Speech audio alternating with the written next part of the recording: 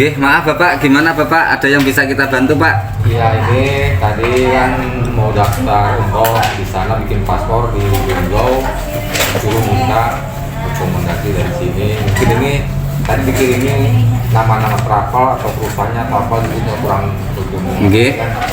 Jadi saya datang ke sini. Oh gitu. Jadi keperluan Bapak ini mau bikin paspor gitu ya? Ya, di sana yang intinya itu. Tapi tulaknya di mana tadi Pak? Berangkatnya dari mana tadi Pak? Bun? Berangkatnya dari mana? Ini di sininya. Enggak. Oh, di sananya dari Lubuk Linggau, dari Sumatera Selatan. Ya, tapi jadinya panjang. Lubuk Linggau. Bapak KTP-nya di mana? KTP istrinya. Yang hendak berangkat nih istri Pian ya? Iya, istri. KTP Udah di istrinya. sana dia orangnya tuh. Ada. KTP yang aslinya di sana. Iya, kalau Bapak lihat KTP-nya Tanah Laut. Oh iya, Tanah Laut. Batu Mulia. Sendirian kah? Gitu ya. Keluar gitu. Oh gitu. Sampai suami? Iya. Jadi gini Pak ya, di dalam pembuatan paspor memang ada beberapa persyaratan yang harus dicukupi oleh si pemohon. Iya. Nggih. Jadi persyaratan-persyaratan itu beberapa hal kami sampaikan: fotokopi KTP, kartu keluarga, akta kelahiran, ijazah atau buku nikahnya si pemohon. Nah, ini kan yang ada baru KTP-nya. Sedangkan untuk akte, ijazah atau buku nikah belum ada, ya. Ada? Ada di rumah, cuma nggak ke bawah gitu ya. Oke. Berarti kan nggak ada di sini. Kartu keluarga aja. Oke.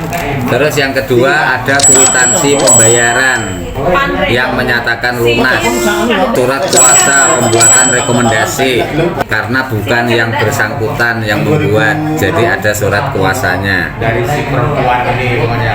Ya, dari yang mau buat rekomendasi.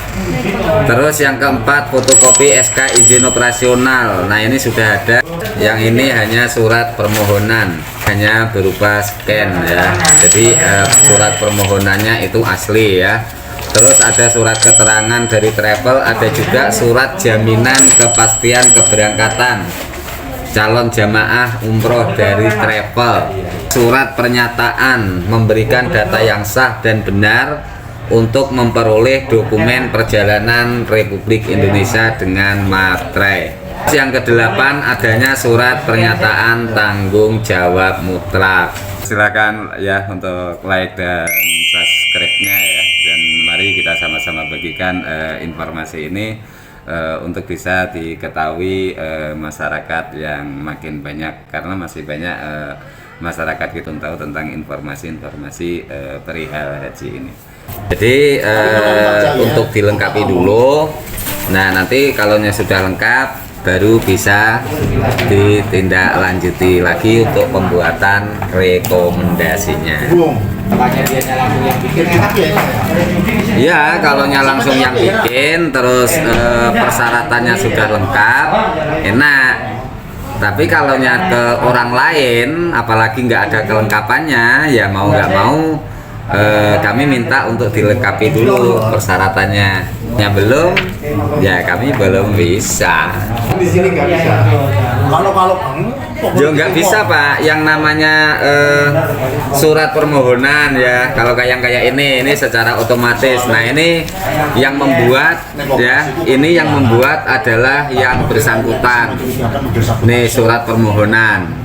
Ini contoh ya, surat pernyataan tanggung jawab mutlak. Nah, ini ada. Jadi ini juga harus diisi. Ini tanda tangannya di atas materai 10.000. Ada surat pernyataan.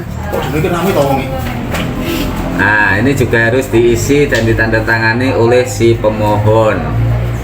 Terus ada lagi yang itu tadi, yang surat jaminan kepastian keberangkatan dari travel yang asli. Terus ada surat keterangan dari travel, ada kwitansi Pelunasan. kwitansi yang dari travel ya, yang menyatakan lunas di dalam pembayaran untuk biaya perjalanan umrohnya.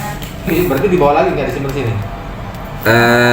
Tolong dibawa aja Pak. Ya karena tidak tahu aja Pak. Kalau tahu ya Iya. mudah. Kalau tahu enggak. Maka besok sampai tutup.